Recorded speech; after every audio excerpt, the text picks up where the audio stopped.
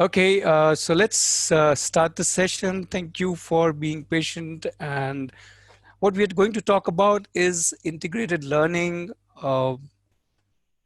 When I use the word learning, I like the ing part the most because that means we and the child is all the time learning. It's something like there's a machine that is going on inside the child, and the child is just learning. So that's the way I look at learning. So it is never this whole thing about the continuous journey of the child is something so amazing and so important, right? So I want to emphasize on that at the beginning itself. So the most beautiful thing about integrated learning, for many of you this might be a new term. If it's a new term, please note it's only a new term. ये एक सिर्फ एक नई term है. Otherwise this is how we all have been learning all of these years, right? It is nothing new. In fact, before the schooling system came, that is exactly how we all were learning, and even today we all learn in an integrated way. So what does it mean when we say integrated learning? So that's what we are going to spend a little time. There's no one definition for it. So I will explore few aspects of it, and then we can uh, see how uh, uh, it kinds of gets put together. So let's not worry about any definition, right? I want to begin with a little story. Yeah, it's actually not a story. It's a memory of an incident that happened. So there was this group of 7, 8 children. Most of them were in the age group of 6 to 9, and there were about eight or nine of these children. So we were all reading a story, and in the story, what happens is while we were reading the story, in the story, the horse, the hero is in a horse carriage, and the horse suddenly stops, and because of that, the hero gets thrown out of the carriage. And that is what happens in the story. So I just asked the children, does that really happen? Does that happen in your life? If you are traveling in a car, if it suddenly stops, do you get thrown out of it? So the children started discussing. Yeah, they were saying, yeah, sometimes I fall off the seat. And then they started thinking, when did they fall off the seat? Then they started thinking, yeah, but I'm not sure if it happens. Some were saying, no, it doesn't happen. It happens only in storybooks. Some said, yeah, it happens. If the car suddenly stops, we tend to get a jerk or on a bike and like that. So there was a lot of discussion on this whole concept. And then we said, oh, do you want to try it out? Yeah, let's see whether this actually happens. So what we did was we left the story, and we went up. We took out some boards and some marbles, and we rolled two marbles together, and we suddenly stopped one marble to see what happens to the other marble. So we started exploring that. Children started trying in many different ways. They took a toy car and put a marble as a driver in the car, and all of that exploration was happening. And then suddenly one child who was holding on to the marbles, waiting for his turn to try it out, he said, my grandfather is very good at playing with marbles. Yeah. And everybody was suddenly, yeah, was interested in knowing what marbles. So he started explaining the games, and he started explaining how in his grandfather time playing marble was like the main game, and they would not have any video games or gadget games, but they would have these marble games, and how they used to enjoy it, and they had championships and all that. So we kind of stopped the science thing, and we went into this direction of what all our grandfathers and grandmothers used to do, and we started chatting about that. While another child said, what are these marbles made up of? So again, nobody was sure what are these marbles made up of. Everybody started looking through the marble. Somebody even licked the marble, and then everybody was laughing. Tu ganda and all that. And then somebody said, it is made up of glass. Okay. And yeah, so we said, okay, no, it can't be. It doesn't look like glass and all that. So then we went on to the Google, said, what are marbles made up of? And indeed, the marbles were made up of glass. right? So then everybody was, oh wow, we didn't know that, wow, this is a glass thing and cool, man, all of this was happening. And then somebody said, but glass is transparent, you see at this window there is a glass, I can see from this side to this side, but in marble I can't really see. Then somebody said, yeah, in marble you can't see, but see, mirror is also a glass now. Then there was this big debate that happened, that whether mirror is a glass or mirror is mirror. No. And for a long time they kept on discussing, and then they went to the mirror and tried seeing what is happening. Uh, then I suggested to them, maybe we need to keep something behind the glass and see if it acts like a mirror. And we kept some clothes behind the glass, and it started looking like a little like a mirror, as in we could see our reflection, and we were saying, hi, how nice, and this, and we can make our own mirror, what can we paint it up with, and all of these things.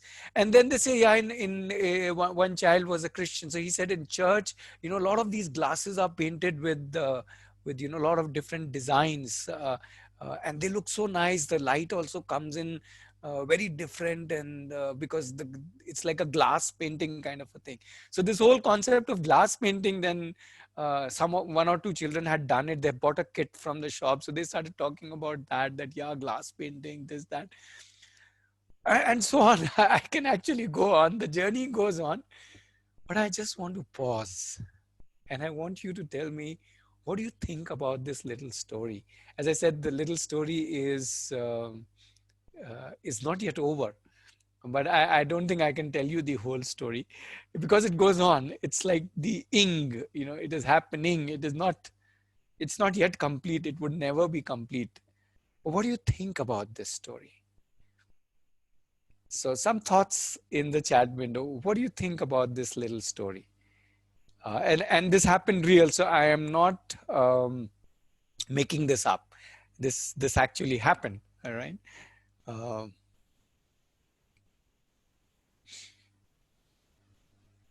okay, Raghumurthy is saying connecting the dots. Kids naturally has that.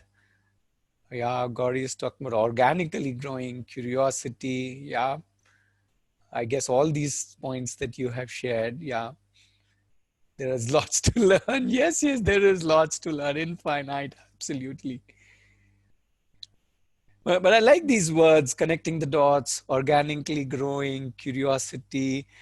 Yeah, Rahul, it is fun learning, but Rahul is saying it's fun learning, but the fun is only I would say, is the side effect. It is not the learning itself is not about having fun. The learning is about something else. Yeah, curiosity, about growing, about the way they live, the way they are open-minded, says Sudhir. Yeah, and Krishna is talking about all directions of learning. Yeah. Darshan is saying children are naturally in all directions and exploring life. Yeah, there's no boundary, thinking and flowing. So if you're with me in this story, if you see how beautifully this river just doesn't take one course, it goes here and there and there and here.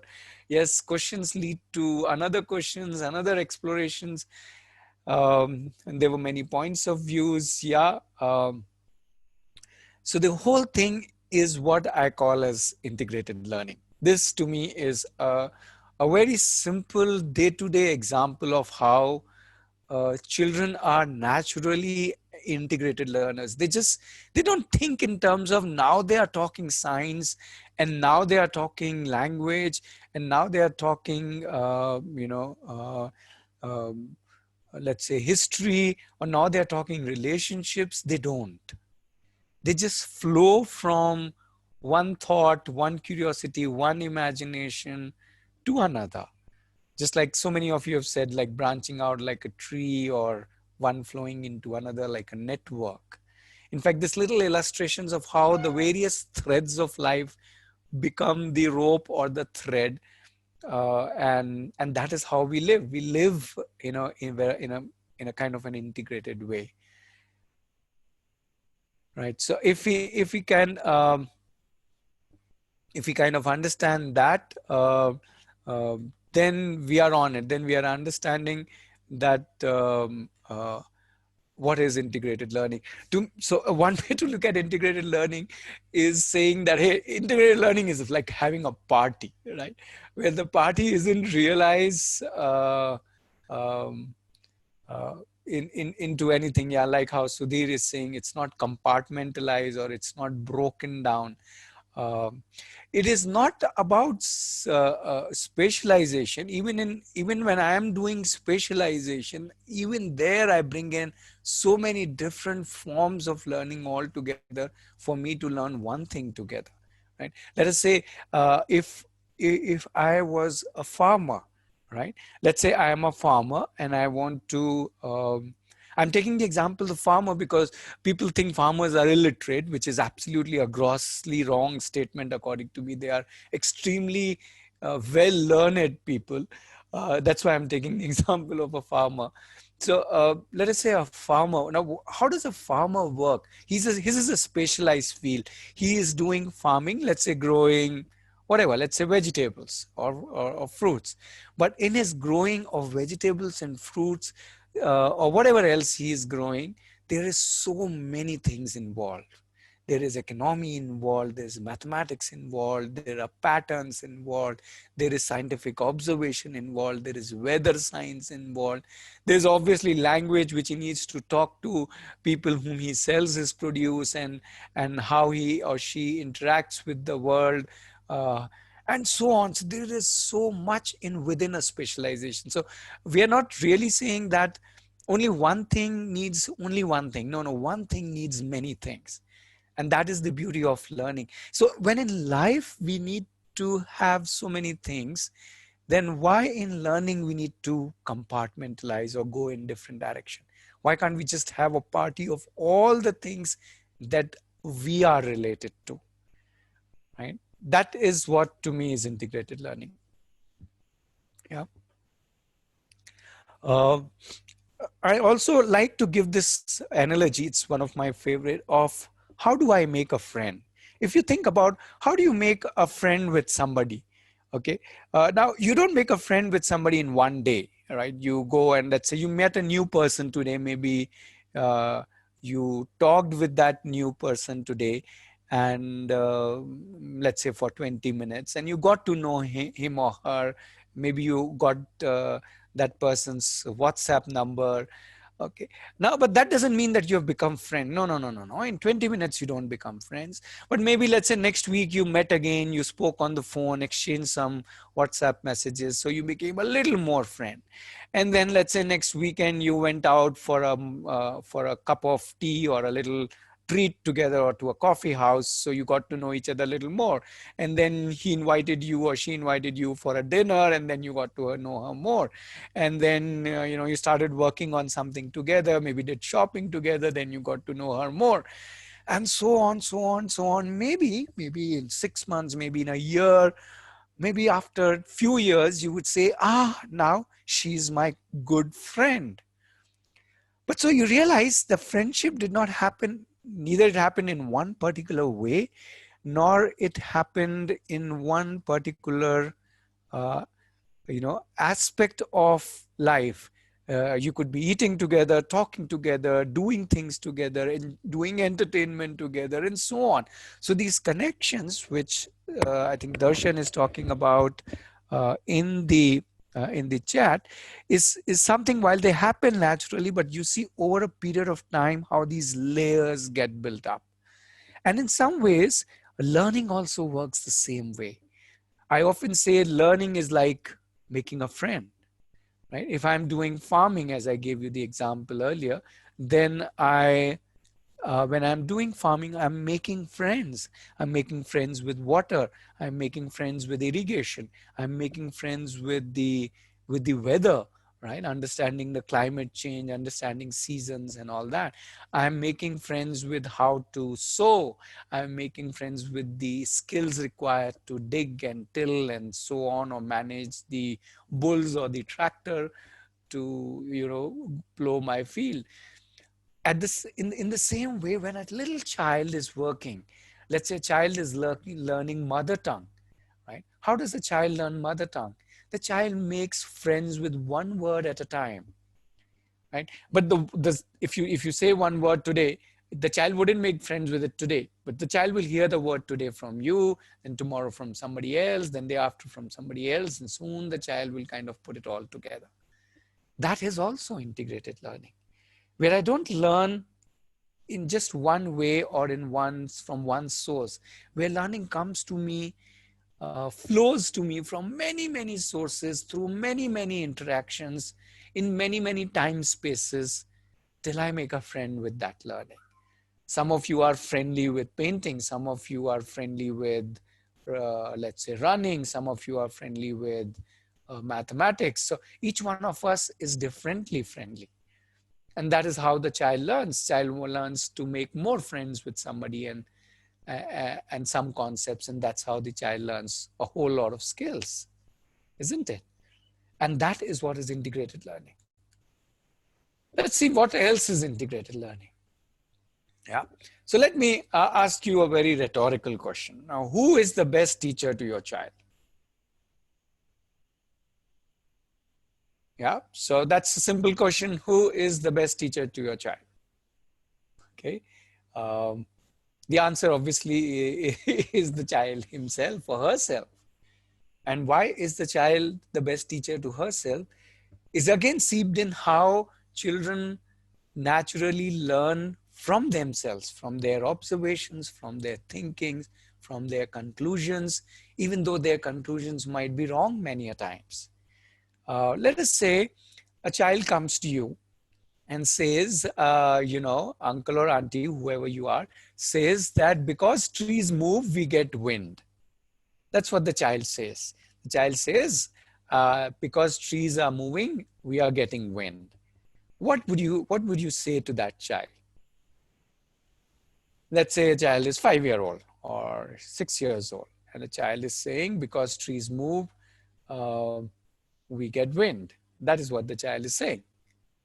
So go ahead, put it in the chat window. What will you say to this child? What would be your immediate reaction when the child says, the trees move, so we get wind?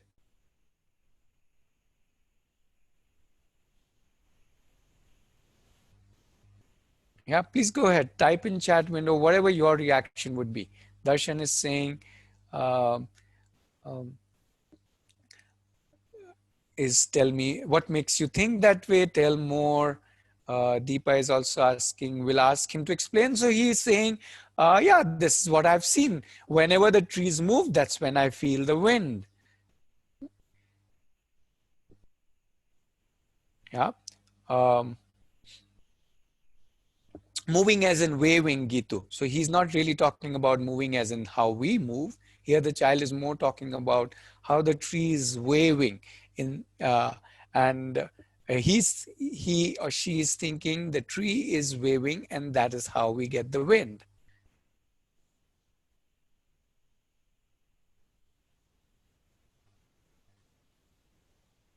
Okay, Mohit is saying, I'll make a tree move and ask him, did he feel some wind? And my question to Mohit, to you is, why are you doing that? Why are you shaking the tree and asking the child that did he feel some wind? Um, yeah, Gauri is asking, is there any other way you think it would happen? Again, my question to you first is, why are we asking this? Yeah. Um, the child has come up with a theory, with a way of looking at things. And I think to me, it's more important, or is that the child is, Kanika and Rahul saying we should appreciate the child.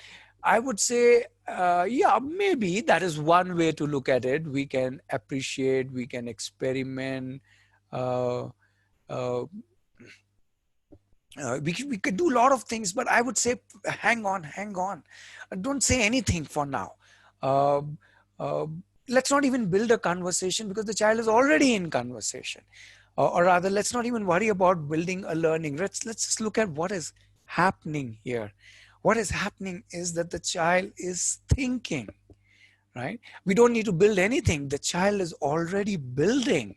I think first, before we jump on to the science or the observation or whatever, or whatever the child is doing, we should realize what is the child doing.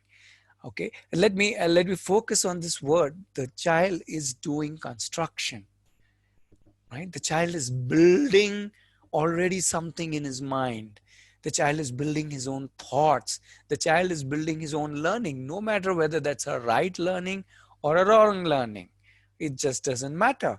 What matters is that the child is building. And slowly, today he has come up with a theory and told you this. Tomorrow he will tell this theory to somebody else, or he will gather more data. And yeah, so Mohit is saying to build his observation. Yeah, but let's not. All of you are fine. I'm not saying don't do what you are saying. Please do that, but don't hurry into it. We tend to hurry too much into, child is learning now. Let me pull in all the gyan and let's get on with this whole understanding about weather and wind. And no. I'm saying, hang on. There is a deeper, bigger construction process going on inside the child's mind. Can we just receive it? Can we just be with the child's thought? वो क्या सोच रहा है? What is the child thinking? How is the child relating? What is the child relating to? And so on. We can just listen and wait. What will happen tomorrow? What will happen day after? I'm no hurry to tell the child, no, let's go shake the tree. And there's nothing wrong with it. And don't take me wrong. I'm saying, but if we understand how the child is going to not just end his learning or his construction there, the child is going to uh, uh, we are going to slowly going the child is going to slowly gather more and more data, more and more observation. The child is going to interact with other children, and he's going to slowly build this beautiful learning that is going on inside the child's mind. And even at the end of it, let's say even after 1 year, the child thinks that it's the tree which moves the wind.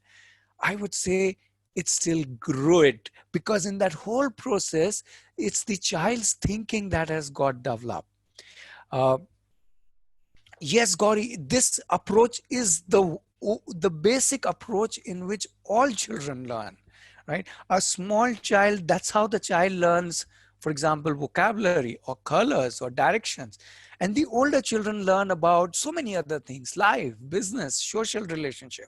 You ask a businessman, how did you learn business? He would say exactly this way: oh, by making mistakes. So adults learn like that. Me and you learn like that. uh, uh, mm, uh, uh, how Gauri, you are learning at this age is exactly this way. You do something, it fails, it doesn't work, you try something else.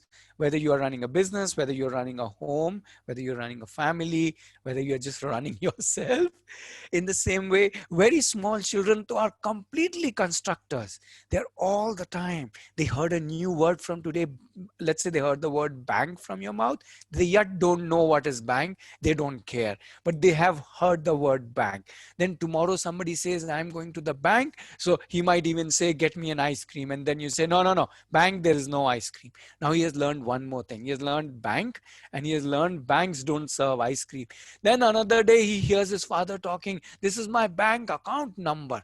And he's wondering, what is this bank place where there is something sold as an account number? So he may go and ask, I also want an account number, right? And so on. Are you getting me? The child is collecting all the data, constantly playing around with that data and creating his own beautiful, I would say, building of learning, construction of learning. Yeah, that is why um, uh, uh, we Jean Piaget. Many of you might have heard of him. He was a very, very important figure in the field of education. He said, "Don't teach the child. Don't hurry to teach the child, because don't take away the opportunity for the child to discover it himself." Yeah. So we don't need to. That's what Piaget said about 100 years back.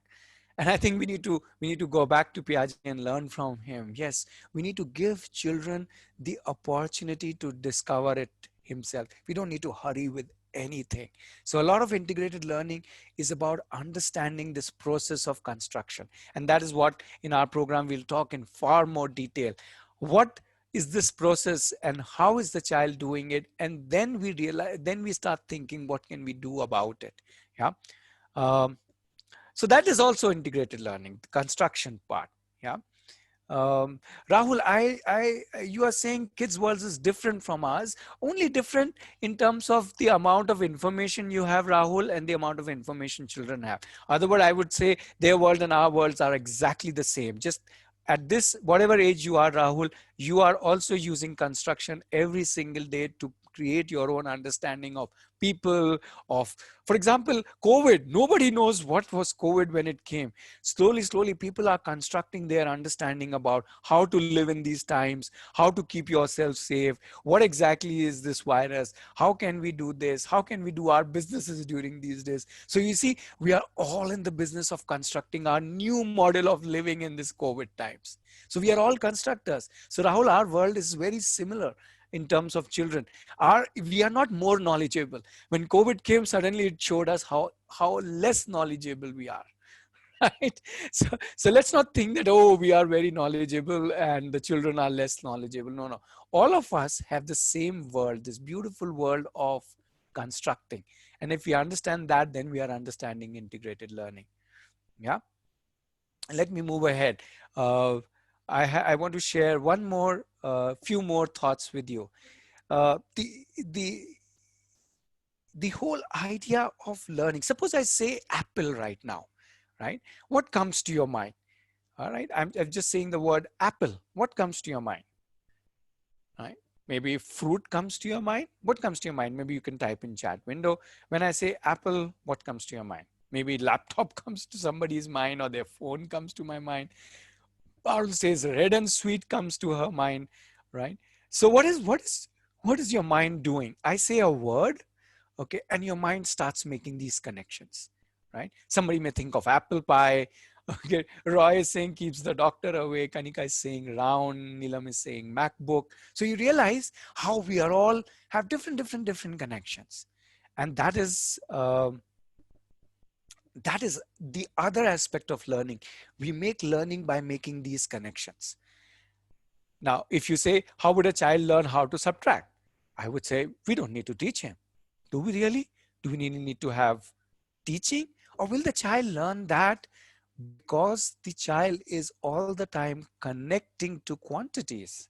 Now, I remember when my daughter was very young, not even two, I asked her that can I pay, she was eating chiku or sapota, you know, and I said, can I take two slices from you? And she immediately refused. No.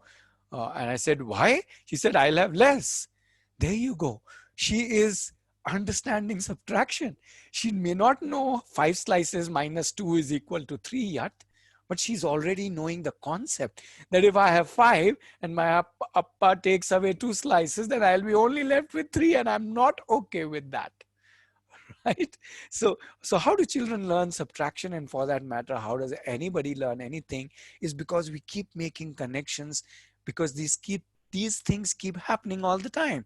Maths, for that matter, keeps happening all the time in our life. When you go to a shop, when you do anything with your let's say stuff that you have, how many dresses I have, I want to buy one more, I want to buy one less. So young children have maths all around them, and older children like us, me and you, also have maths all around us. So just taking an example of how maths, if we just embrace this whole connections that we make with maths, whether we do shopping, whether we do serving food to so many people, whether we do sharing of a pizza or so on, everything is right there. And if we can just let the child make these connection, and work with these connection, rather than saying, no, now it's maths time, let's understand subtraction, open your notebook. That's one way, nothing wrong with that. But if you understand integrated learning, you would not worry about that notebook, that worksheet so much. You will see, hey, where all the child is already connecting this particular concept. Anything, whether it's science, whether it's maths, whether it's social relationships, whether it's emotions, all the things are connected, isn't it? And that is how we live life, right? So whether you're thinking of apple pie or Apple or Mac, right? The whole thing is, as Maria Montessori uh, very emphatically said, is that the process develops spontaneously. These connections are made by the child very spontaneously. So it is not something that the teacher needs to do. That is what Maria Montessori is saying. She's saying it is a natural process which develops spontaneously in the human being. And I'm happy that she didn't say in children, because obviously it happens in children and it happens in all of us. This whole idea of making and looking for connections. Once we realize that, then we can move with this neural connections that our child is making all the time and help the child make many, many, many more. The more connections I'm assuming, more the child would not just learn in terms of knowledge, but learn because all the connections show the whole world in a very related way, and the child will be able to take one learning from one area and put that learning in another area. Yeah. So the child can even come to the conclusion that even though I may lose my chiku slices, but I will gain a relationship or a friendship. So children do that. At some point, they will come and are ready to share their toys or their chocolates because they want to give away their stuff, which is subtraction, but they want to gain a friend, which is addition, right? So the concepts are getting added, right? That's the good thing. The concepts don't get subtracted. Yeah. Okay. Uh, a lot of us like when our children are doing something, right? We even send them to activity classes or workshops and stuff like that. The question that I want to ask you is a little different. Uh, why do you want the child to do any activity? Any activity. Let's say the child wants to paint. Why do you want? Okay, let's take this painting example. Why would you like the child to paint? Or why do you think that that's a good activity or decent activity? Yeah. Um, but Kanika, when you say learning happens by doing, I'm asking, but what learning are we talking about? What learning is the child doing when the child is painting? Okay. Darshan is saying for the joy the child will get. Okay. But that's the child's joy. Yeah. The child may get it in many different ways. Deepa is saying to activate neurons. That's interesting. Okay, so let me give you a small activity. Somebody's talking about hands-on experience. So let's do a little hands-on experience, right? Since you talked about that, I want you to take your left hand and just see. Maybe start with your little finger. Okay, so see where all can you touch with your little finger. How many points does it touch? Come on, go ahead. Explore your little finger. Then explore your ring finger. See where all in your own hands. So just play around, don't use the other hand straight away. And then see where all each finger can touch. And see what is the capability of each finger or what is the limitation of each finger. And why is it designed like that? I don't know. What all thoughts are coming to your mind as you are exploring your own hand? And as you're exploring, if there's any thought coming, please share. Okay, somebody's saying it's anatomy. And why would we have this kind of anatomy? If you can think about that also. Or maybe you're already thinking, maybe you just kept the sharing in the chat window brief. So we are doing this activity of exploring where all my fingers, and are there points where one finger is able to touch but the other finger is not able to touch, right? Have you realized that there are some points which one finger can touch but the other finger can't touch? At least in my hand it is like that. I don't know how it is with your hand. Jasmine is saying thumb has the max reach. So why should thumb has the max reach? What is it doing? Are there some points the thumb can't reach, but others can reach? Thumb can rotate. Okay, interesting. Uh, What else? I'm sure there are many more thoughts that you are discovering as you are discovering. I don't know if you knew all of this before. Maybe now you can even use the other hand and see if I can push my fingers to, go in different ways. Neelam is saying thumb can touch every fingertip. Yup. Sudhir is calling it as interdependence. Yes. Right. So what did we do? We just did a very small activity just now. And what did we do? What we did was we activated. We activated our minds. We activated our senses. We obviously activated our hands. So if you ask me, what does an activity do? I said activity is not to learn anything. As somebody said, it is only to fire my neurons. Activities is to activate. And if we start thinking of it that way, that an activity is to activate me, my neurons, my senses, my thinking, right, my memory, all of this gets activated, isn't it? My every part of my body and mind gets activated when I do anything. Whether you do painting, whether you do gardening, whether your child does cooking, whether your child does running, whether child does jumping, whether your child does throwing, there is so many things are getting activated. And if you could realize that, then we will value the activation more rather than the so-called learning. If a child comes back from his painting class, what does the mother ask or father ask? What did you learn today? I would say, oh, you went to a painting class, which means you were doing something there. And to me, that activation is more important than the, you know, than the big painting that the child brings. In fact, when we work with children, a lot of times, earlier days when we were in Bangalore, now we are in a village, but earlier when our center was in Bangalore, a lot of parents would complain, but my child doesn't bring anything home. He said he did painting, but he doesn't bring any painting home. I said, yeah, because that's not important. What the child made is not important. What the child got activated on, isn't that important? So let's say the child is making a sandwich and burns the sandwich. But that is so beautiful because that is so much of activation, isn't it? In the same way with painting, in the same way with running or throwing or playing football or whatever the child is wanting to do. So I think we need to move away from the result of a learning.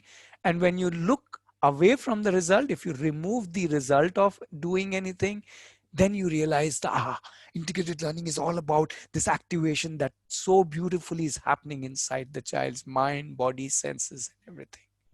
And then we start valuing what is in the hand, as in the doing part, rather than the result part. That is integrated learning. So what did John Dewey say? John Dewey said, give the pupils something to do, not something to learn. How beautiful. And he has also said this about 100 years back. And he's read in every B.Ed, M.Ed course. And yet we are so worried about uh, the end results, right? So he's saying, give people something to do, not something to learn. And then the doing is of such a nature that it demands thinking. The learning will naturally happen. I would say, Kanika, even the steps of learning are not important. Each child, if you give children just let's say a ball of dough and say, do whatever you feel like with this dough, somebody will make something, somebody will follow some steps, somebody will follow it totally different, somebody will make a little teddy bear out of it, somebody will think of making chapati out of it, somebody will start rolling it and make a snake out of it. So each one may even use many different steps. Yeah. Yes, the fruit part is not important if we realize the activation part. So what we can do is activate that. We can add to the activation. But the problem is we end up getting caught up with the result. We getting caught up with how the painting was. This painting isn't looking good, or show me your painting, or show me the end results, show me your marks, show me did teacher give you a star, show me the praise and appreciation. But praise, appreciation, and everything is all about end results. But learning is not about results. Learning is about that activation, that is happening inside my mind when I'm doing something. And that is what I am asking, I'm inviting you to consider, to enjoy, to enrich, to explode actually. Because once we can explode this activation, there is so intense a learning, the child can take it anywhere. Then the results will automatically follow. Yeah. Okay. One more aspect of integrated learning is that it integrates our life as a whole, and it realizes that there are so many colors in our life, there's so many intelligences in uh, there to offer. When I'm going for a walk, I just don't need to walk. I can talk, I can see, I can enjoy, I can feel, I can do so many things, I can count, right? Just last week one child made this little drawing, uh, uh, and if you can see the drawing on your screen now, I'm asking you, how can we invite the child to see how the body is involved in it, and logic is involved in it, and music is involved in it, and nature, and even people are involved in it. Can I start looking for who all looks like this, uh, who all can we talk about this, what are the visual designs, what is the logic of these patterns, or what is where which all music flows with this, and so on. We can build on this one drawing in 8 different directions, right? Is so beautiful. All right. So I can add any layer. It's like the roti or the dosa on which you can add so many layers, or the pizza on which you can add so many fillings. Now this drawing can invite so many fillings. You can invite the fillings of emotions. What is this whatever creature whom you have drawn, what feelings is he going through, or what thoughts he has, or what kind of a house would he like, or does he live in jungle, or does he live in here, or is it even a creature, is it something else, is it a portrait of something in something. So we can go on, we can put as many you can say beautiful ingredients on this, or on whatever the child is doing. So I say we can garnish the pizza or the roti or the dosa in so many different ways. And if we understand these 8 intelligences, we can make their life 8 times more. Not just life, I would say anything that they're doing can be done, can be made enjoyed 8 times more. Even a song, even a movie, even a walk, even this drawing. Yeah, somebody's saying it looks like a car, somebody's saying it looks like a monster. I don't know what it is, how does it matter? Okay, I see Neelam is saying inverted owl. So you are seeing what it is, but you can also see the patterns. You can also see the logic. You can see the music. What kind of a song this, whatever this drawing is, what kind of song does it represent, or what kind of music does it inspire you to sing? Okay, I see a couple of comments. Let me address those. Ashwa is saying, uh, even a focus on doing or getting the child to do something can be a burden. Uh, I'm not sure I've understood your thought. You don't need to get children to do things. Children want to do things. Uh, the problem happens when we divide that into something which is called as a task or a subject, or we kind of we kind of split the learning, and that is where the problem comes in. But when they are naturally doing, if they're naturally drawing this, I can naturally bring in music in it, logic in it, nature in it, people in it, and I can go on uh, putting so many things. Absolutely. So Pashwa, what you are saying is yes. So we can. That is one way of activation. Is what we call as collateral learning. When the children see that you are doing something, and then you interact with the child, and the child interacts with you, and the sparks fly both ways.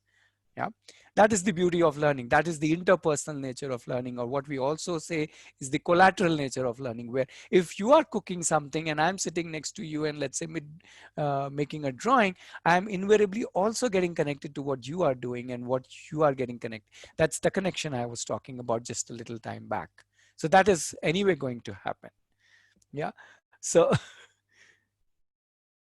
yeah, Yeah, yeah, Sudhir. So it is, yes, when we put structure rules, I'm not sure it's, if we put that with an understanding of integrated learning, then it can multiply the learning. I'm not saying structure is bad or rules are bad. Remember, a game is only interesting because it has rule. It won't make me any sense to play tennis with you, Sudhir, if there is no net. You know what I mean? So I'm not against structure or rules. I'm saying the structure and the rules can come with an understanding of how we all learn, an understanding of integrated learning. That's what I'm talking about. So I am not against rules. I'm not against structures. Uh, so here, Howard Gardner is saying anything that is worth teaching can be presented in so many different ways. These multiple ways use our multiple intelligences. Uh, so the whole idea is, uh, at least what we are talking here, is that uh, we seem to be living to learn. At least in the childhood, if I ask a child what is your profession, the child would say education, and I think that's very sad. Education is not a child's profession. Schooling is not a child's profession. Schooling, education is a lifelong thing. Living is the only profession that we and you have. And when we are living, we automatically learn. That is the beauty of life. And the living has rules also, structures also, give and takes also, connections also, immersions also, journeys also, constructions also, everything. That is why living is the most integrated thing that we do, because everything comes to us. Relationships, emotions, in your day to day, you get everything in your day. You get your maths, and you get your herds, and you get your this, and you get that. You get everything. But what we need to do is understand that we seem to have left this understanding, and I've been showing you so many quotations. So people, educators have been talking about this, but we seem to have gone somewhere else, right? Like how Swami Vivekananda is underlining the very essence of living. The very essence of living is problems. Otherwise, you're not living. If there's no challenge, if there is no constraint, if there's no jostling, if there is no fight, if there's no argument, there is no love affair, right? Any husband wife here don't fight, but that's the very basis of loving. That's the very basis of living. So that is what we are talking about, the understanding of the whole process of integrated learning. And if we can do that, and it's not very difficult, it's very, very simple, because whatever I talked about is all happening around you, with you and with your child. If you start understanding this and start seeing how we can now pick this understanding and start kind of putting it together so that we can enrich the child's life and child's learning. Whether the child goes to school, doesn't go to school, is unschooling, open learning, that all does not matter.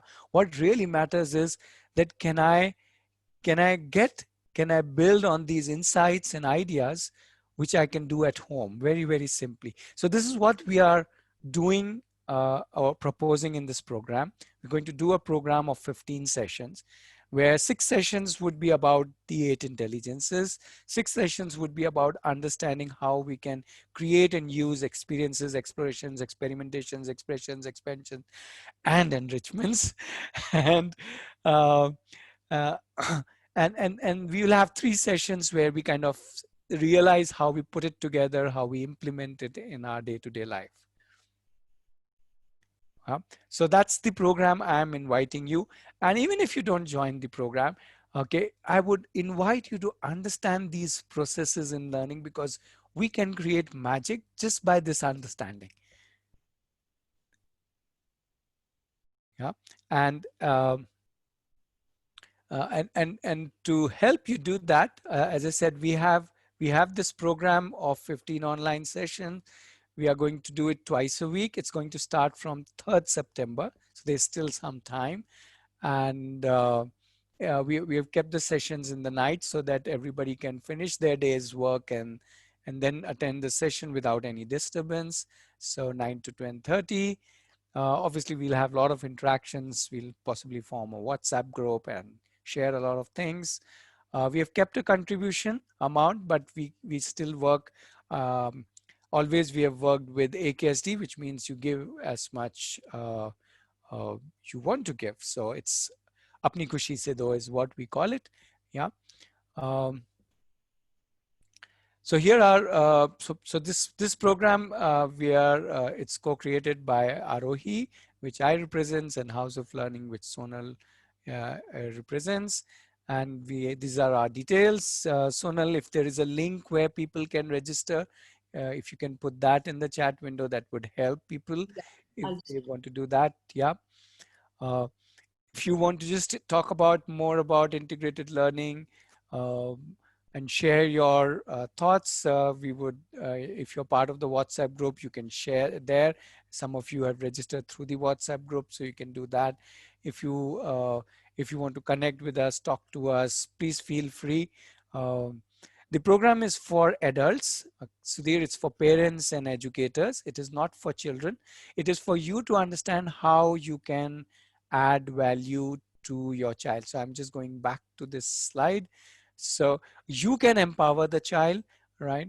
Um, and uh, uh, Sudhir is asking for some flyers. Okay, Sudhir, are you part of any e-group? Sorry, WhatsApp group where we can do that, or maybe you can, yeah, look up our website.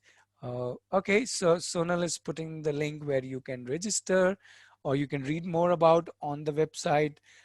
This link would also show you what the different session would in detail, little more detail would contain, so you can see whether this is something that you are looking for. We'll obviously be recording the program, so you can also see the sessions. If you miss any sessions, we will be posting it for you to see the recording, right? Uh, yeah, that's pretty much what I wanted to share in this 1 hour. Sorry, we started about 10 minutes late, but I think we made up for that time. Um, Sudhi, there is no need of a separate program. We are not talking about whether you are part of NGO or education or a parent. It doesn't matter. What matters is that we work with learning and we work with children, and that is what it matters. If we understand the process of learning better, okay, then we can make so much more difference to it. So it is not just little related to parents, Sudhir. All educators, whether you're working with an NGO or with a school, preschool, um, especially parents who are young parents who would like to explore this. I see a lot of energy in young parents of today, and you would like to do this because then you can continuously look at your child's own evolution as the child grows older and older, and you can see how you can add value to the child's learning. Yeah. So thank you very much. We will also send you the link, so you don't have to worry if from the um, uh, yes, yes, Rupal, whether you are transitioning to homeschooling or yes, definitely this will definitely work because the child, if the child is at home, which anyway the child is at home, whether the child is going to a school or homeschooling or unschooling or open learning, the child is always with you in that sense, meaning not in terms of time, but on a daily basis. So you can make a lot of difference to the child. So it will help irrespective of where your child is, because we are trying to understand the process of learning and value adding to it.